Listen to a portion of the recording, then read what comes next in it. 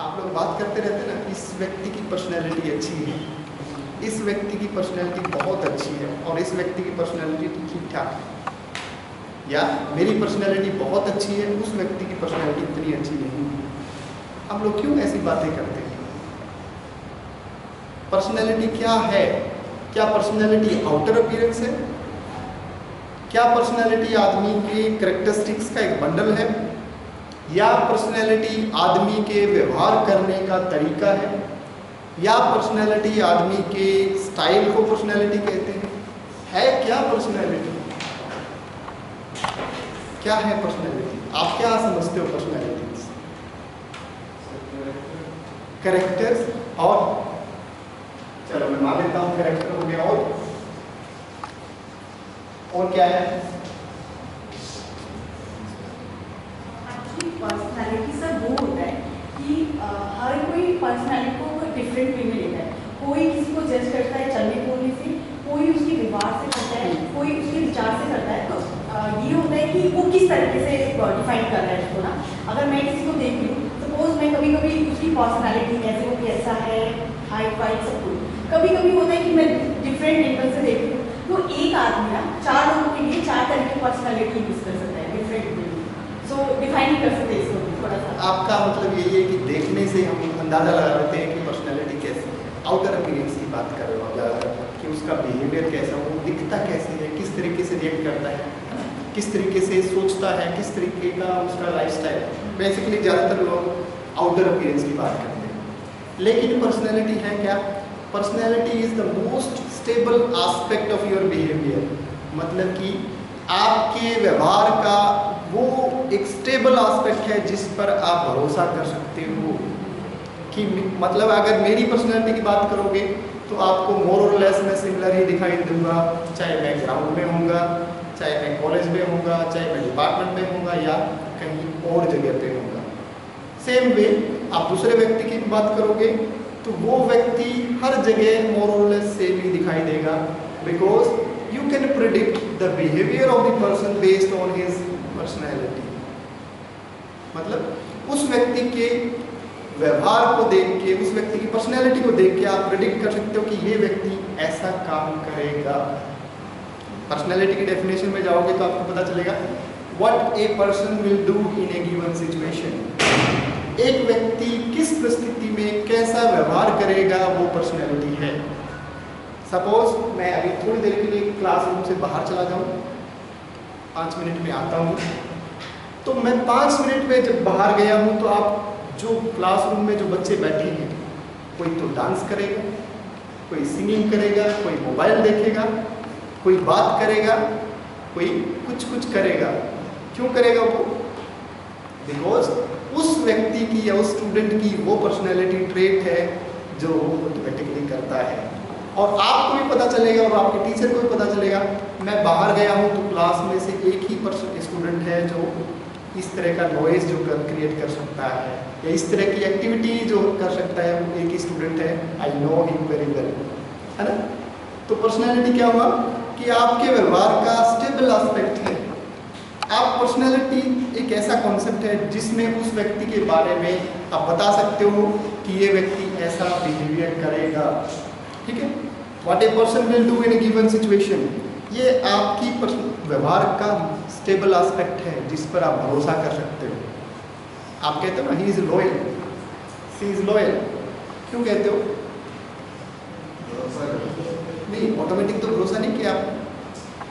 कब किया भरोसा? जब आपने उस व्यक्ति के साथ बार बार बातें की, बार बार डिफरेंट ओकेजन पर बातें किया, मिला और उसके बारे में देखा। ही इज लॉयल और सी इज लॉयल बिकॉज उस व्यक्ति का व्यवहार जो था कंसिस्टेंट था डिफरेंट टाइम ओकेजन पर।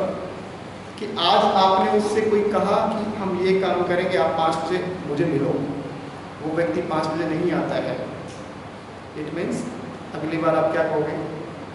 आप 5 बजे का नाम लेके 6 बजे आते हो, क्या ये ठीक है? तो उसकी पर्सनैलिटी का कैरेक्टरिस्टिक्स क्या हुआ कि वो पंचुअल तो नहीं हो सकता, है ना। या अगली बार ये भी हो सकता है कि किसी व्यक्ति को किसी वजह से डिले हो जाए, एक बार हो सकता है, लेकिन बार बार तो नहीं होगा। 10 बार आपने कोई मीटिंग ऑर्गेनाइज किया और 10 बार ही वो लेट है, तो आप कहोगे वो पंचुअल तो बिल्कुल ही नहीं है। ठीक है, पर्सनैलिटी क्या है? एक व्यक्ति का स्टेबल एस्पेक्ट है, और व्यक्ति कैसा व्यवहार करेगा, किस परिस्थिति में कैसा व्यवहार करेगा, ये हमें पर्सनैलिटी बताते हैं। ठीक है, अब से एक ऐसा ही मैं आपसे बात करूं, आईक्यू कॉन्सेप्ट। आईक्यू, मैं आपसे एक सवाल करूंगा। इंटेलिजेंस शब्द सुना है आप लोगों ने? आपसे एक सवाल है, आर हु इज मोस्ट और who is the intelligent in your class? आपकी क्लास में कौन इंटेलिजेंट है? कौन बताएगा मुझे? आपके डिप्लोमा के बच्चे हैं सारे। Who is the intelligent person in diploma, in PG diploma? Tell me. सबका अलग अलग आंसर हो सकता है। Tell me. एक आपका मिथ दूर करूंगा आज मैं इस बात से। हाँ बोलो।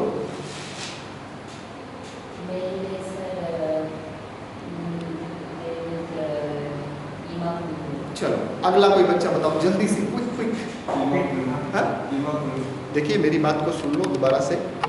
मैंने पूछा है कि आपकी क्लास में कौन इंटेलिजेंट है, और एक अच्छा लेसन दे के जाऊँगा आप लोगों को, गारंटी की बात है।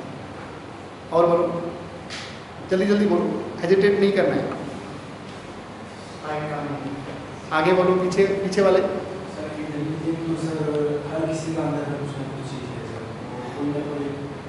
तो आपकी क्लास में कौन इंटेलिजेंट है, मुझे ये बताओ इसका आंसर। चलो बैठ जाओ। और सबसे ज्ञानी तो सारी। और देखो कॉमन अंडरस्टैंडिंग हमारी क्या है? Someone intelligent in our class, common understanding है। अभी आप लोगों ने भी वही बोला कि सर वो लड़की इंटेलिजेंट है या वो लड़का इंटेलिजेंट है। No, everybody is intelligent. हर कोई इंटेलिजेंट है। Do you know that? Everybody, हर कोई, आप भी और मैं भी। क्यों? सवाल है क्यों? ये तो है, कुछ और भी है। ये तो है, कुछ और भी है। सोच सकता है, अनुभव कर सकते हैं, देख सकता है, एनालाइज कर सकता है, वो भी कह सकते हैं। और क्यों है? इंटेलिजेंस में डिफरेंस होता है डिग्री का। There is a difference in the individual on the basis of degree, not on the basis of kind. आदमी में कि इसके अंदर इंटेलिजेंस है, इसके अंदर नहीं है। आर यू हैविंग इंटेलिजेंट और are you having IQ level और आर यू इंटेलिजेंट? क्या आप इंटेलिजेंट हैं? Yes, we all are intelligent. हम सभी इंटेलिजेंट हैं, सभी में आईक्यू लेवल है। आईक्यू क्या है? It is ability, ability to think. ये एक एबिलिटी है, एक शक्ति है। क्या होता है एबिलिटी को हिंदी में? योग्यता। योग्यता है ये आदमी में सोचने की, एडजस्ट करने की, बोलने की, स्पीड ऑफ एक्यूरेसी, इरेशनल जो रेशनल थिंकिंग है, एडजस्टमेंट है, वो आपका इंटेलिजेंट है। तो हर व्यक्ति क्या है? सोचते भी हैं, हर व्यक्ति एडजस्ट भी करते हैं, और हर कोई क्या करते हैं? बोलते भी हैं, लॉजिकली भी सोचते हैं। ठीक है, तो आज के बाद कोई भी आपसे सवाल पूछे कि who is intelligent in class, you can say everybody is intelligent in my class. हर कोई इंटेलिजेंट है, क्योंकि हमारे अंदर डिग्री का फर्क है, नहीं कि काइंड का फर्क है। डिग्री मतलब कोई ज़्यादा है तो कोई कम है, लेकिन है तो सब में है। ठीक है, तो इंटेलिजेंट भी एक ऐसा कॉन्सेप्ट है। इसके साथ साथ एक EQ का भी कॉन्सेप्ट है। EQ सुना है ना? EQ, ये सारे बिहेवियर जो है, ब्रेन एंड बिहेवियर की बात करें तो बेसिकली काम ब्रेन का ही है, और ये बिहेवियर के ही कंपोनेंट है। बिहेवियर के जितने कंपोनेंट हैं, पर्सनैलिटी, लर्निंग, मोटिवेशन, सारे कंपोनेंट हैं बिहेवियर। ठीक है, तो EQ क्या है? Emotional intelligent. कौन है इमोशनल इंटेलिजेंट? सेम सवाल है। हर कोई है। हर कोई इमोशंस को इंटेलिजेंटली यूज करते हैं। At what time you have to show this particular emotions? कब आपको रोना है, कब आपको गुस्सा करना है, कब आपको चिल्लाना है, कब आपको अफेक्शन करना है, कब आपको हैप्पी रहना है, कब आपको सैड रहना है, ये सारे क्या है? इमोशंस हैं. How intelligently you are using your emotion, that is emotional intelligent. आप अपने इमोशंस को कितने इंटेलिजेंट लेवल पर, कितने इंटेलेक्चुअली उसको यूज़ करते हो कि आपको अब इस क्लासरूम में है, you are very sincere, you are very punctual, you are very attentive in the class. अब क्लास के बाहर है या क्लास जब फ्री होता है तो you are not intelligent at that time. होते हो उस टाइम पर भी, लेकिन उस टाइम पर जो आपका इमोशनल इंटेलिजेंस है वो डिफरेंट होता है. फ्री होते हो, आप इतने कंसिस्टेंट वे में नहीं बैठे होते. ठीक है, तो ये भी है. तीसरी बात जो इसके अलावा मैं आपको बात करूँगा वो है बहुत अच्छी बात जो आप लोग कहोगे कि सर ऐसा ही है, वो क्या है? थिंकिंग. थिंकिंग की बात करो. थिंकिंग को कैसे पॉजिटिव बनाया जाए? हालांकि मैं कुछ प्लान तो कुछ और करके लेके आया था लेक्चर का, तो मुझे लगा कि वो टेक्निकल बातें छोड़ के कुछ और बातें करें जो इंटरेस्टिंग लगे और आप लोगों के भी काम आए. ठीक, मैं तो आप लोगों को ब्रेन पूरा पढ़ा के और फिर उसके बाद बिहेवियर पे आ रहा था, और ब्रेन की टेक्निकल चीज़ें मैंने स्लाइड में डाल रखी हैं, आप लोग देखेंगे. तो थिंकिंग की बात है, अगर हमें पॉजिटिव थिंकिंग बढ़ाना है तो कैसे पॉजिटिव थिंकिंग को बढ़ाएंगे और कैसे हमारी पर्सनैलिटी बनेगी? थिंकिंग क्या होती है पता है आप लोगों को? किसको थिंकिंग कहते हैं? सोचना. सोचना किसको कहते हैं? देखो ट्रांसलेट कर रहे हो आप लोग, ट्रांसलेशन वाला काम छोड़ दो. ठीक है, हाँ मैं इंग्लिश में बोल रहा हूँ, आप हिंदी में बोल रहे हो. सोचना वो मैं बोल सकता हूँ, सोचना होता है, लेकिन सोचना क्या? सोचना क्या होता है? आप मेरा सवाल ठीक है ना? क्या होता है? जैसे अभी आपने पूछा कि इस क्लास में कौन सबसे ज़्यादा इंटेलिजेंट, तो उस विषय पर हम सोच रहे कि अभी कौन है, तो वो सोचना शायद कहने. देखिए हर कोई बता देगा कि सोचना ये होता है. आज मैं आपको जिस तरीके से बताऊंगा आपको हमेशा याद रहेगा, मैं गारंटी के साथ कहता हूँ. थिंकिंग जो है या सोचना जो है मेंटल मैनिपुलेशन होता है. क्या है? Mental manipulation. What you are doing in thinking process. क्या करते हो आप थिंकिंग प्रोसेस में? अब मैंने कहा think about your class 12 days. 12वीं क्लास के दिनों को याद करके सोचो. तो क्या कर रहे हो? 12वीं क्लास तो अभी है ना, आपके दोस्त है 12वीं क्लास के, तो क्या कर रहे हो आप दिमाग में? दिमाग में कुछ इमेज आ रही है, कुछ मैनिपुलेशन हो रहा है, बैकवर्ड जा रहा है. अरे मैं 12वीं क्लास में, तो क्या कर रहा हूँ? You are doing mental manipulation in your brain. This is your thinking. अब थिंकिंग पॉजिटिव कैसे करनी है, ये बड़ा अच्छा सवाल है. कैसे पॉजिटिव थिंकिंग हम कर सकते हैं? कैसे कर सकते हैं? जैसे एक पीछे क्लास में सर ने कहा था ना, हैबिट बनाओ. भाई बार बार आप कोई काम करोगे तो हैबिट बनेगी. तो थिंकिंग की भी तो कुछ हैबिट बनानी पड़ेगी. कैसे बनेगी थिंकिंग की हैबिट, जिससे हम अपनी थिंकिंग को बड़ा और अच्छा बनाएं, पॉजिटिव बनाएं, नेगेटिव थिंकिंग ना रहे? कैसे? थिंकिंग में दो चीज़ें इंपॉर्टेंट हैं. क्या?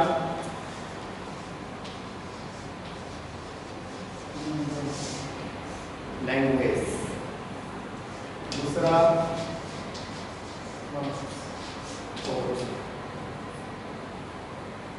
थिंकिंग कैसी बनेगी हमारी, वो डिपेंड करता है what kind of word, what kind of language we are using. किस तरह की जो लैंग्वेज है हम यूज़ करते हैं. इसका मतलब ये हुआ language influence thinking, thinking influence language. तो अब इसको आप और अच्छे तरीके से समझोगे. ये जो चीज़ें हैं, ये चीज़ें होंगी आपकी बिहेवियर.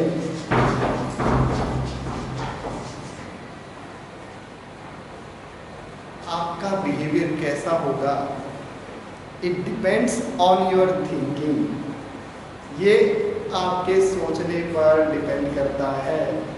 और सोच कैसी होगी, ये आपके लैंग्वेज पर डिपेंड करता है कि आपकी सोच कैसी होगी। अब हमें सोच नेगेटिव बनानी है तो दिन में आप अपने बारे में, संसार के बारे में, वर्ल्ड के बारे में बुरा नेगेटिव बोलते जाओ। अब जितने वर्ड आपने बुरे बोले हैं उतने बुरे वर्ड का प्रभाव आपकी थिंकिंग पे पड़ेगा और वही थिंकिंग से आपका बिहेवियर भी वैसा ही बनेगा। दिन में 10 सेंटेंस पॉजिटिव बोलो, 10 सेंटेंस पॉजिटिव बोलो about me, about my friends, about my teacher, about my family, about my friends, about anyone. 10 sentences. Then you can make your thinking positive. आप अपनी थिंकिंग को पॉजिटिव बना सकते हो अगर आप दिन में 10 सेंटेंस 10 वाक्य आप बोलेंगे तो आपकी थिंकिंग पॉजिटिव होगी।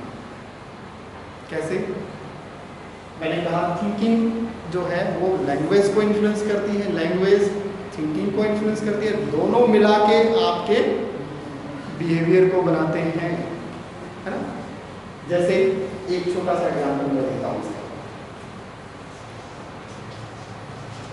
फूड, फॉर एग्जाम्पल अभी टाइम 1 बजे का हो गया है। आप लोग लंच किस टाइम करते हैं? लंच टाइम आपका क्या है? बोलिए। हाँ 12:30। चलो 12:30 आपका लंच टाइम होता है। 12:30 पे आपको क्या होता है? भूख लगी होती है ना। भूख लगी होती है तो जब आपके दिमाग में क्या होता है, सबसे पहला चीज़ कि मुझे खाना खाना है, जहाँ पर मिल जाए, जैसा मिल जाए, I have to eat food, मुझे खाना खाना है। लेकिन ऐसे ही एग्जाम्पल है, एक व्यक्ति को लंच टाइम पर भूख लगी हुई थी बहुत ज़्यादा और वो अपनी गाड़ी या जैसे भी जा रहा था, वो मार्केट में जा रहा था। मार्केट में एक बोर्ड था जहाँ पर लिखा हुआ था ये, क्या लिखा हुआ था? मूड। उसको भूख लगी हुई थी और उसने क्या पढ़ा उस वर्ड को? फूड। फूड, जबकि था क्या वो? तो ये क्या है कि थिंकिंग दिमाग में क्या था उसके? खाना, food. He is searching the food where he can get best food. कहाँ पर वो एक अच्छा फूड खा सकता है, कहाँ पर अच्छा फूड उसको मिल सकता है। He is searching here and there, यहाँ वहाँ वो देख रहा था कि कोई अच्छी शॉप मिल जाए, कोई अच्छा रेस्टोरेंट मिल जाए जहाँ पर मैं खाना खा लूँ। लेकिन वहाँ पर लिखा हुआ था mood, because of his thinking उसने पढ़ा फूड। तो सेम वे आपकी थिंकिंग जो है वो लैंग्वेज से प्रभावित होती है, लैंग्वेज जो है आपकी थिंकिंग को प्रभावित करती है, दोनों मिला के आपके बिहेवियर में रिफ्लेक्ट होते हैं। ठीक है, अब पॉजिटिव थिंकिंग कैसे बनाएंगे? अब आप देखो कि फीडबैक का हमारी ब्रेन पर सबसे बड़ा प्रभाव पड़ता है। किसका? फीडबैक का। कैसे? फीडबैक कैसे प्रभाव पड़ता है बताओ? फीडबैक का आपके बिहेवियर पे क्या प्रभाव होता है? मुझे लग रहा है मैं हिंदी बोल सकता हूँ अच्छे से ना। बहुत दिनों बाद में ट्राई किया है आज से। गुड, थैंक्स राजीव सर, आपको क्रेडिट जाता है कि आपने मुझे बुलाया और मौका दिया कि मैं अपनी हिंदी को थोड़ा सा और निखार सकता हूँ। बेटर, चलो ये बताओ फीडबैक का आपके जीवन में क्या प्रभाव है? वही हाँ बोलो। जो सब सीख रहे हैं, जो सब सीखता है उसको हम बात दोहराने के कारण, बोलने के कारण वो जल्दी नहीं मिलता है। गुड। और अभी मैंने क्या कहा? Good, very good, very nice. और एग्जाम्पल मैं एक ऐसे ही करूँगा, मैं सर को बोल रहा हूँ, मैं माफ़ी चाहूँगा, ये वर्ड आपके लिए यूज़ करूँगा, वेरी बैड। मैं माफ़ी चाहूँगा, मैं आपके लिए ये word, not good, very bad, not good, very bad. दूसरों को कह रहा हूँ very nice, very good, very positive, you are doing very wonderful, क्या इफेक्ट पड़ता है आपकी बॉडी पर, क्या इफेक्ट पड़ता है आपके ब्रेन पर? यू स्टार्ट थिंकिंग, अरे सर ने मुझे नेगेटिव बोल दिया, सर ने मुझे नेगेटिव कह दिया है कि sir you are not good, your behaviour is not good, और दूसरी ओर मैं कह रहा हूँ दूसरे व्यक्ति को you are very good, very very nice, और वेरी हैंडसम, वेरी ब्यूटीफुल, कुछ भी जो सेंटेंस में यूज करूँ, तो वो व्यक्ति 2 बार सोचना शुरू करेगा, 2 बार सोचेगा क्या मैं ऐसा ही हूँ, क्या मैं ऐसा हूँ, मैं तो ऐसा नहीं था, बट वाई ही और she is saying something like this, इस तरीके से क्यों बात कर रहा है मुझसे, कुछ तो कारण है। You start thinking and that thoughts comes in your mind that reflects in your behavior, होता है ना? इसलिए feedback is very much important in your classroom, feedback is very much important in your day-to-day life. क्यों? क्योंकि जैसी feedback आपने मिली, मैंने आपको कहा very nice, you should understand or you should think over there, oh मैंने कुछ अच्छा ही बोला, तभी सर ने कहा वेरी नाइस, है ना? तो वो फीडबैक आपको दिन में हजारों बार मिलती है ना? फीडबैक कितनी बार मिलती है? हजारों बार। और फीडबैक दे रहे हैं, आप अपने दोस्तों से बात कर रहे हो, you are talking with your friends, they are saying अरे तू खराब है यार, दूसरा कहेगा you are very good girl, दूसरा बोलेगा अरे आपकी बात तो अच्छी लगी मुझे, आपका वो जो एक्शन था वो अच्छा लगा, आपने वो लेसन पढ़ाया था वो अच्छा था। You are receiving many feedbacks in your day to day life, है ना? If those feedbacks are negative, अगर वो फीडबैक ऑन एवरेज नेगेटिव है तो क्या होगा? क्या होगा?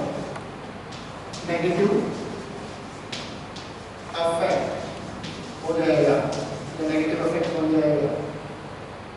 अगर दिन में मैक्सिमम बातें, मैक्सिमम फीडबैक नेगेटिव सुनने को मिल रही है, चाहे आपके दोस्त बोल रहे हैं, आपके पेरेंट्स बोल रहे हैं, आपके फ्रेंड्स बोल रहे हैं, अगर वही फीडबैक पॉजिटिव भी हो जाए, दिन में आपको 10 फीडबैक पॉजिटिव मिला है, तो क्या होगा? पॉजिटिव अफेक्ट हो जाएगा। तो how we can make positive attitude, positive thinking, positive behaviour if we receive the positive feedback from the environment. इसलिए कहते हैं ना हम लोग, अगर आपको अच्छा रहना है या पॉजिटिव रहना है तो सेलेक्ट गुड पीपल कम्युनिटी, है ना? या अच्छे लोगों की कंपनी में रहो जहाँ पर आपको अच्छी फीडबैक मिले। Avoid negative people. अब भले ही आप अकेले चलो, भले ही सिंगल रहो, लेकिन जो नेगेटिव फीडबैक आती है उसको सुनो ना। एंटर मत करने दो अपने दिमाग में, अपने ब्रेन में कि व्हाट वाज द नेगेटिविटी। एक बार एंटर होगी तो इसका इफेक्ट होगा ही होगा। अगर इफेक्ट को दूर करना है तो क्या करोगे? इसका भी एक हमारे पास सवाल का जवाब है। क्या करोगे? क्या करोगे बताओ, बताओगे? आपको बहुत काम की बातें बता रहा हूँ जो आपके जीवन में बहुत काम आएगी। Self talk. अगर आपके दिमाग में बहुत सारी बातें बुरी भर गई हैं, आप सुना दी गई हैं, किसी ने डिग्रेड कर दिया है आपको, how to overcome those negativity, those negative thoughts. कैसे उन नेगेटिव थॉट्स को ओवरकम करना है, दूर करना है, काबू पाना है? कैसे? आप दिन में पॉजिटिव सेल्फ टॉक करो, अपने आप से बातें करना सीखो। अपने आप से बातें हर दिन हर जगह पे नहीं करनी है, ये भी चीज़ सुन लो। हर जगह आप अपने आप से बातें करोगे तो दूसरे लोग क्या कहेंगे पता है ना, कुछ गलत ही बोलेंगे, अच्छा नहीं बोलेंगे, तो फिर एक नेगेटिव कमेंट आ जाएगा। ठीक है, तो आपने क्या करना है, एक जगह पर अपने घर में एक लोकेशन ऐसी डिसाइड कर लेनी है जहाँ पर 5 मिनट 10 मिनट जितना टाइम हो आप अपने बारे में पॉजिटिव सेंटेंसेस का यूज़ करो, पॉजिटिव सेल्फ टॉक करो, जिसमें आप अपनी थिंकिंग को पॉजिटिव बना सकते हो। ठीक है ना? ये मुझे लग रहा है आप लोगों के लिए यूज़फुल रहेगा। कोई करता है ऐसी टेक्निक यूज? सच्ची ईमानदारी से बताओ, किया करो। जब आप नेगेटिव होते हो इट विल हेल्प। और दूसरी, ये कहाँ पर करनी है आपको एक और अच्छी बात बताता हूँ। आपके क्लासरूम में एक जगह है, आपने सामने मिरर लगा रखा है, लगा रखा है, तो मिरर के सामने खड़े होके बोलो I am very good, I am very positive, I can do this, I can win this, I can deal with it, I can achieve it. Mirror के सामने खड़े होकर बोलना है आपने। उससे क्या होगा? You will also see your face. Mind requires the feedback. हमारा दिमाग हमेशा पता है कैसे सोचता है, लॉजिकली सोचता है। हमारे दिमाग को समझाना आसान नहीं है। दिमाग को, ब्रेन को क्या चाहिए? मोर एंड मोर एविडेंस। अगर ब्रेन के सामने आप जितने एविडेंस रखोगे ब्रेन तभी समझेगा। ऐसे आपकी बातों से नहीं समझेगा। इसको बोलते हैं, हमारे यहाँ पर हम इंस्ट्रूमेंट यूज कर रहे हैं जिसका नाम है बायो फीडबैक। बायोफीडबैक। बायोफीडबैक से क्या करते हैं? We are recording the biological features of the person, biological responses of the person. Biological response क्या क्या? आपका जो हार्ट रेट है, आपका स्किन कंडक्शन रेट है, आपका स्किन टेम्परेचर है, आपका पल्स रेट है, आपका हार्ट रेट है, आपका बीपी है, आपका रेस्पिरेटरी सिस्टम रेस्पिरेशन है, और आपका स्वीट ग्लैंड है, वो स्वीट जो है वो हम नोट करते हैं। और आपका ईजी ब्रेन की एक्टिविटीज़ है। पूरा कंप्लीट बॉडी पे वो एक सेंसर लगे होते हैं, वो लगा के हम उसकी बॉडी की जो फीडबैक लेते हैं, रिसीव करते हैं। अगर किसी व्यक्ति में स्ट्रेस का रिएक्शन ज़्यादा है, कोई व्यक्ति हमेशा स्ट्रेसफुल रहता है, हमेशा हड़बड़ी में रहता है, हमेशा टेंशन में रहता है, तो उसको कैसे ट्रीट करेंगे? देखा है ना आप लोगों ने, बहुत सारे ऐसे व्यक्ति होते हैं जो हमेशा स्ट्रेसफुल होते हैं, हमेशा घबराए रहते हैं, हमेशा डर में रहते हैं, अरे पता नहीं क्या होगा नेक्स्ट, पता नहीं क्या होने वाला है। तो वो उनके लिए क्या होता है? उनके लिए हम उनको पहले उनकी फीडबैक दिखाते हैं बायोलॉजिकल। देखो तुम्हारा जो बॉडी है ना, तुम्हारा इस तरीके से काम कर रहा है। आपने उसमें देखा होगा, मेडिकल में आपने देखा होगा, एक स्क्रीन लगा दी जाती है, लगाते हैं ना मॉनिटर। मॉनिटर में बहुत सारी चीज़ें चलती रहती हैं, कुछ कुछ आप देखते हो क्या क्या है, देखते हैं ना। पेशेंट डेटा होता है, उसके सामने एक मॉनिटर लगा दिया जाता है, वो उसका जो चीज़ें हैं सेंसर के साथ कनेक्ट कर दी जाती हैं। ब्रेन पे वो EEG वाला रिकॉर्डिंग लगा देते हैं, या आपका जो थोराइसिस है, एब्डोमिनल है, या HRV है, ये सारे लगा के तो डिस्प्ले किया जाता है सारी चीज़ों को। क्यों डिस्प्ले किया जाता है? ताकि जो क्लाइंट है, वो पेशेंट है, उसको पता चल जाए कि व्हाट इज़ माय फीडबैक, मेरी फीडबैक क्या है, मेरी बॉडी के रिएक्शंस क्या हैं। और उन बॉडी के रिएक्शंस को मिनिमाइज करने के लिए उस व्यक्ति को ट्रेनिंग दिया जाता है कि आप अगर आपका स्ट्रेस लेवल ज़्यादा है तो इस तरह की आपको फीडबैक दिखाई देगी, इस तरह की ये लाइन जो है वो आपको दिखाई देगी। कैसे कंट्रोल करना सीखना है स्ट्रेस, है ना। कैसे रेस्पिरेशंस को ज़्यादा बढ़ाओ। आप कई बार होता है जैसे ही प्रेजेंटेशन होती है, आप देखोगे जब आप लोग क्लासरूम में प्रेजेंटेशन करते हैं, आने से पहले हार्ट बीट तेज होती है, कैसा होता है, सांसें तेज हो जाती हैं। तो उसको कैसे कंट्रोल करोगे? वो सारा बायो फीडबैक से ही हम लोग देखते हैं कि पहले बॉडी रिएक्शंस देखेंगे और फिर उसको फीडबैक देंगे। बायोलॉजिकल जो रिएक्शंस हैं उनकी फीडबैक देंगे, उसको बताएंगे कि this is your biology and you can correct it in this way. आप इस तरीके से अपनी बॉडली जो रिएक्शंस हैं उनको कंट्रोल कर सकते हैं, मैनेज कर सकते हैं, ठीक है।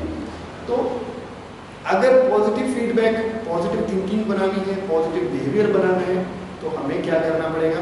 We should get more and more feedback from the environment. What kind of feedback we are getting? किस तरह की फीडबैक हम ले रहे हैं? That makes our personality, that makes our personality. Why somebody is very passive, why somebody is not talking, why somebody is not interacting with each other? Because of the surrounding, because of the environment. Environment में जो चीज़ मिल रही है, जो चीज़ दिख रही है, हम लोग वैसे ही बिहेवियर करेंगे, है ना। क्योंकि हमें उस चीज़ का बहुत ज़्यादा प्रभाव हो गया हमारे पास। जैसे एक एग्जांपल मैं बताता हूँ आप लोगों को। एक व्यक्ति था, एक छोटा बच्चे का जन्म हुआ जंगल में। हमारे यहाँ भी बहुत सारे जंगल में है ना। अब जंगल में जैसे उसका जन्म हुआ, छोटा था बिल्कुल, आप बिल्कुल मैं न्यूनेटल की बात कर रहा हूँ, बिल्कुल जैसे फ्रेश जो बच्चा पैदा होता है। तो बच्चा पैदा होते हुए जंगल में, और वो उसके मदर फादर उसको छोड़ के कहीं चले गए। तो धीरे धीरे क्या हुआ, बच्चे की जो दोस्ती है एक टाइगर से हो जाती है। टाइगर भी छोटा ही होता है, उस जितने एज का ही होता है। दोनों आपस में खेलते हैं, कूदते हैं। जैसे टाइगर चलता है वैसे वो टाइगर की तरफ चलता है। जैसे वो खाता है वैसे ही बच्चा भी खाने लग जाता है। जैसे टाइगर की आवाज़ होती है, बच्चा भी टाइगर की तरह आवाज़ निकालना शुरू कर देता है। क्यों है ऐसा? क्योंकि इन्वायरमेंट का जो असर है उस बच्चे पर पड़ा, 100% इन्वायरमेंट का असर पड़ा। कि हाँ, जो उसने देखा मतलब फीडबैक, जो फीडबैक उसको इन्वायरमेंट से मिली वैसे ही उसकी पर्सनैलिटी होगी। उसी की तरह चलने लग गया, उसी की तरह दहाड़ने लग गया, उसी की तरह खाने लग गया, उसी की तरह बोलने लग गया। तो सेम वे आपकी लाइफ में भी फीडबैक का बड़ा इम्पोर्टेंट है। कंप्यूटर को आप जो फीडबैक दे रहे हो वही वो आपको आउटपुट दे रहा है, लेकिन हमारे अंदर एक अलग चीज़ भी है कंप्यूटर से, है ना। अलग चीज़ क्या? थिंकिंग, है ना। थिंकिंग है कि हम अगर नेगेटिव भी होगी तो उसको चेंज भी कर सकते हैं। अगर फीडबैक नेगेटिव मिल जाए तो भी चेंज कर सकते हैं। तो इसलिए आप लोगों को क्या करना है, नेगेटिव थिंकिंग को ओवरकम करके पॉजिटिव थिंकिंग को लेके आना है। देखो एक चीज़ में आपको चलो एक एक्सपेरिमेंट भी हो जाएगा।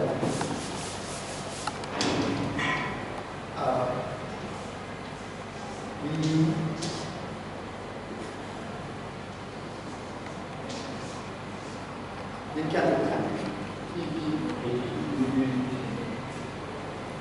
चलो और थोड़ा सा देखते हैं। आप लोग क्या पढ़ते हैं? यही पढ़ते होंगे ना आप लोग? तो मुझे लगता है यही पढ़ते होंगे। क्या पढ़ते हो? मैंने गलत लिखा है, सब लोगों का ध्यान कितना ले रहा है, क्या लिख दिया सर ने? सोच रहे हो ना? अगर मैं इसको ऐसे लिखता, सब लोगों का ध्यान थोड़े एक्टिवली गया है। अगर मैं इसको लिखता पूरा ऐसे ही, ये क्या कर दिया, ऐसे लिखते हो ना हिंदी को प्रॉपर, ऐसे लिखते हैं ना, करेक्ट है कि नहीं? मैंने गलत लिखा तो सब लोगों ने पूरे ध्यान से देखा, sir is committing mistake, sir गलती कर रहे हैं। अगर मैं सही बार बार लिख रहा हूं तो कोई ध्यान नहीं देगा उसको। क्यों? This is the nature of the brain. हमारे ब्रेन का नेचर है कि वो हमेशा नेगेटिव चीज को ही देखता है। ब्रेन नेगेटिव चीज ही देखेगा until unless we are not putting positive inputs। जब तक हम उसमें पॉजिटिव या अपनी थिंकिंग नहीं डालेंगे तो वो हमेशा नेगेटिव ही लेता रहेगा। ठीक है, जैसे आप कंप्यूटर को क्या बोलते हो, 0 और 1 में काम करता है। हमारा भी ब्रेन ऐसा ही है जो 0 और 1 में काम करता है, लेकिन उसमें थिंकिंग कंपोनेंट इन्वॉल्व है। इसलिए कंप्यूटर से हम लोग अलग हैं। ब्रेन कंप्यूटर में भी है, लेकिन कंप्यूटर के पास वो थिंकिंग एलिमेंट नहीं है जो ह्यूमन बीइंग के पास है। और ह्यूमन बीइंग अगर थिंकिंग लगाता है तो बिहेवियर पॉजिटिव ही हो सकता है, नेगेटिव नहीं होगा। तो मेरी आप लोगों से यही रिक्वेस्ट है, whenever you feel negative things in your life, you should overcome those negativity by applying these self-talk techniques। आप अपनी पॉजिटिव सेल्फ टॉक टेक्निक लगा के आप अपनी चीज़ों को ठीक कर सकते हैं। ब्रेन जो है किस तरीके से प्रोसेस करेगा उसका तो ऑटोमेटिक है, आप उसको चेंज तो नहीं कर सकते, लेकिन you can direct, you can give direction to your brain process. ठीक है, जैसे डायरेक्शन दोगे वैसा ही आउटपुट होगा। जैसे हमारे एक चीज़ और भी है, आप देखोगे आर और S O R, S R S O R. पहले साइकोलॉजिस्ट का ये मानना था स्टिमुलस एंड रिस्पॉन्स ही होता है जो प्रोडक्ट होता है जिससे बिहेवियर बनता है। मतलब जो चीज़ आई आपके सामने उस पर आपने रिएक्शन किया और आपका बिहेवियर हो गया। ठीक है, मतलब कि जो चीज़ आपको दिखाई देती है तो आप वही चीज़ देखोगे और वैसा ही बिहेवियर करोगे। ठीक है, जैसे मैंने साउंड की आवाज़ सुनाई आपको लगा कि ये तो चुटकी की साउंड है, सिंपल साउंड से आपने रिस्पॉन्स किया, this is sound of this. ठीक है, तो दूसरी अप्रोच है SOR approach, stimulus organism response, कि आपका बिहेवियर सिर्फ बाहर की चीज़ों पर डिपेंड नहीं करता कि आप क्या देखते हो, क्या सुनते हो, क्या समझते हो और क्या करते हो।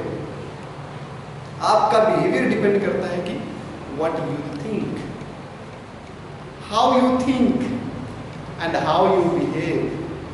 What you think, how you behave, कैसा आप सोचते हो, कैसा बिहेवियर करते हो। मतलब आपके बिहेवियर का जो परिणाम है, आप बिहेवियर कैसे होता है, बिकॉज ऑफ योर थिंकिंग। मान लो एक व्यक्ति ने देखा कि एक टीचर आया है, क्लासरूम में एंटर किया है, तो एक स्टूडेंट का रिएक्शन क्या होता है, he will be very attentive, अरे सर आए हैं तो कुछ पढ़ा के जाएंगे। एक थिंकिंग तो बच्चे का ये है। दूसरे बच्चे का उस टीचर को देख के ये है कि मे बी ही और सी डजंट लाइक। तीसरे बच्चे का ये हो सकता है, अरे यार आज फिर बोर हो जाएंगे। चौथे बच्चे का ये होगा, अरे नहीं आज कुछ नया सीखेंगे। That depends on the thinking कि बच्चे टीचर को, ऑब्जेक्ट तो सेम है, टीचर तो सेम है ना, लेकिन थिंकिंग क्या है, अलग अलग है। तो जैसा आप सोचते हो वैसा ही आप बनोगे, मेरी गारंटी है। तो सोचना शुरू करो कि अच्छा सोचो, अच्छा बनोगे, और बुरा सोचोगे तो कुछ कह नहीं सकते कैसे बनेंगे। तो थिंक पॉजिटिव, बी पॉजिटिव और स्प्रेड पॉजिटिव और स्प्रेड पॉजिटिविटी ऑल्सो। ठीक है, तो ये मैं आप लोगों को अपार्ट फ्रॉम एक्टिविटी मैंने आप लोगों को बताया कि फीडबैक इंपॉर्टेंट है, फीडबैक क्यों जरूरी है, और ये मैंने लिखा ना कि हमारा ब्रेन क्यों काम करता है, क्योंकि उसका नेचर नेगेटिव है। नेगेटिव से ही वो शुरू करता है, उसको हमें डायरेक्शन देनी है कि पॉजिटिव बने। और पॉजिटिव कैसे बनेगा, हमारी लैंग्वेज कैसी है। हम हिंदी में, चाहे हमारी लैंग्वेज हिंदी हो, देखिए मैं मीडियम की बात नहीं कर रहा हूँ यहाँ पर, लैंग्वेज का नाम लेते बच्चे क्या करेंगे, मीडियम में चले जाएंगे, है ना। मैं उसकी बात नहीं कर रहा हूँ, मैं किसकी बात कर रहा हूँ यहाँ पर, मीन्स ऑफ कम्युनिकेशंस, संचार, मतलब आपके जो कम्युनिकेशंस का माध्यम क्या है, वो भी सर आगे है, वो आपको बताएंगे कम्युनिकेशन। मैं वहीं पर एंड करूँगा ना, तो रिलेट हो जाएगा, है ना। तो पहली क्या थी चीज़ें, पहले लेक्चर में आप लोगों ने देखा व्हाट इज एजुकेशन।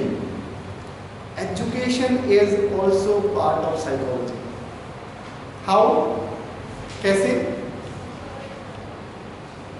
जो लर्निंग, मेमोरी, आप बात किया ना लर्निंग की बात, लर्निंग भी कंपोनेंट है साइकोलॉजी का, और उसमें वो पढ़ते हैं educational psychology. Educational psychology, educational psychology is also branch of psychology.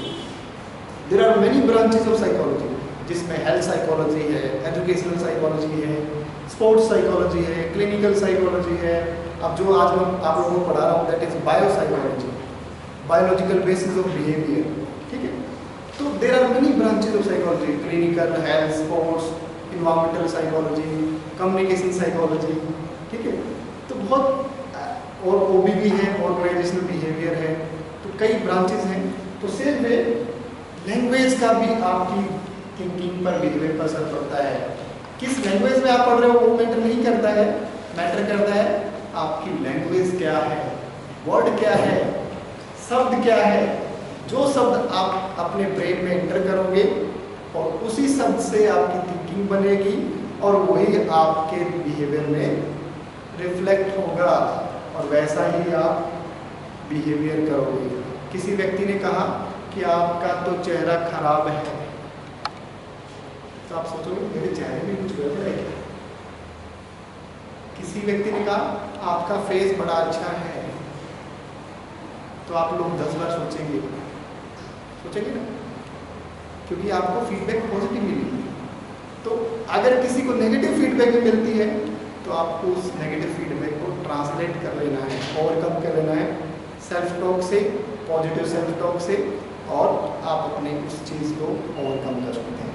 So in nutshell we have discussed कि ब्रेन क्या है, उसके बिहेवियर क्या है, और ब्रेन एंड बिहेवियर का क्या रिलेशनशिप है, क्या फंक्शंस हैं, और उनमें हमने बात किया कि ब्रेन का नेचर क्या है, ब्रेन के कितने पार्ट्स हैं, ब्रेन का क्या क्या फंक्शन है, टॉप डाउन अप्रोच है, बॉटम अप अप्रोच है, और फिर डिफरेंट साइकोलॉजिकल कॉन्सेप्ट। बिहेवियर जो है ना, बिहेवियर बड़ा होता है, उसके अंदर छोटे छोटे कंपोनेंट होते हैं, जैसे personality also part of behaviour, intelligence is also part of behaviour, emotional intelligence is also part of behaviour, thinking is also part of behaviour. दूसरा, learning is also part of behaviour. Learning की बात कर रहे थे ना morning में आप लोग। लर्निंग क्या है? सीखना क्या है? सीखना है कि आपके व्यवहार में परिवर्तन को सीखना कहते हैं। क्या कहते हैं? आपके व्यवहार में परिवर्तन को सीखना कहते हैं, और वो परिवर्तन आपके एफर्ट से हुआ परिवर्तन होता है। Learning is relatively permanent change in behaviour which occurs as a result of practice. Learning क्या है? आपके व्यवहार में अपेक्षाकृत स्थायी परिवर्तन है, जो आपके एफर्ट को क्या बोलेंगे, परिश्रम के कारण होता है, या प्रैक्टिस के कारण होता है। अगर आप प्रैक्टिस करोगे और उस प्रैक्टिस से वो कोई चीज़ आपने सीखी है, तो आपके व्यवहार में परिवर्तन हुआ, तो आप उसको कहोगे लर्निंग है। ठीक है? बिना किसी प्रैक्टिस के आपके बिहेवियर में चेंज को यू कैन नॉट से लर्निंग। ठीक है? लर्निंग उसी को कहोगे जिसमें आपने कोई प्रैक्टिस किया हो या फिर एक्सपीरियंस किया हो। एक्सपीरियंस के जरिए या प्रैक्टिस के जरिए जो आपके व्यवहार में चेंज आया है, उसको आप लर्निंग कहोगे। ठीक है? कई बार चेंज आपके व्यवहार में बिना प्रैक्टिस के भी आता है, बिना एक्सपीरियंस के भी आता है। कैसे? एक दिन बीमार हो जाते हो, आप बीमार हो जाते हो तो यू फील टायर्ड, फटीग, थकान होती है ना, तो आप सोचोगे कि मेरे व्यवहार में तो चेंज आया है, कल तो मैं एक्टिव था, आज मैं पैसिव हूँ। No, that is not learning. वो लर्निंग नहीं है। वो क्या है? वो तो थकान है, because of illness, because of medicine. आपने दवाई ली, दवाई लेने से 1 घंटा ज़्यादा सो गए आप, 7 घंटे सोना था, आपने 10 घंटे सो गए, 12 घंटे सो गए। आप सोचोगे मेरे व्यवहार में तो परिवर्तन आ गया है। That is not the change, है ना? चेंज वही होना चाहिए जो आपके एक्सपीरियंस की वजह से आया हो या फिर आपके एफर्ट की वजह से आया हो। ठीक है? उसको आप लर्निंग कहोगे।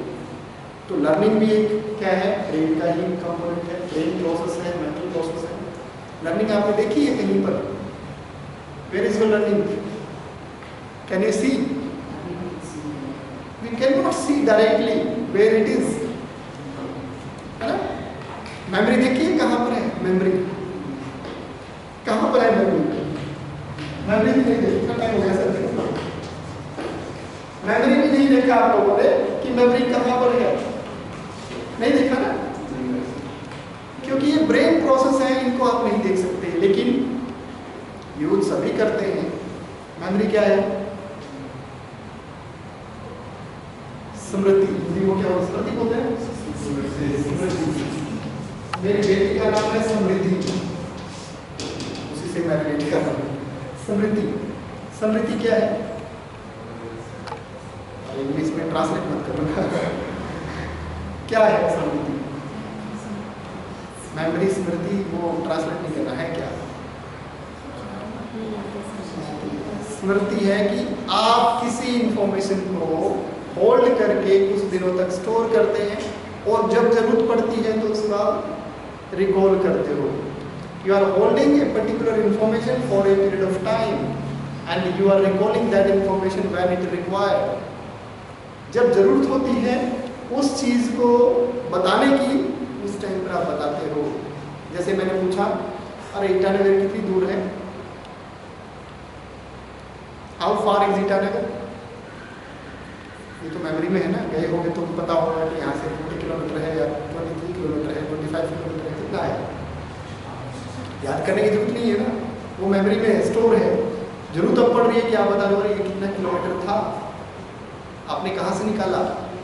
जब स्टोर किया था ब्रेन में, वहाँ से निकाला। ठीक है, तो सेम वे जो लैंग्वेज, मेमोरी, ये सारे क्या है? कोग्निटिव फैक्टर्स हैं, कोग्निटिव कंपोनेंट है। ब्रेन के ही प्रोसेस हैं, ब्रेन के ही हिस्से हैं, ब्रेन के ही फंक्शंस हैं।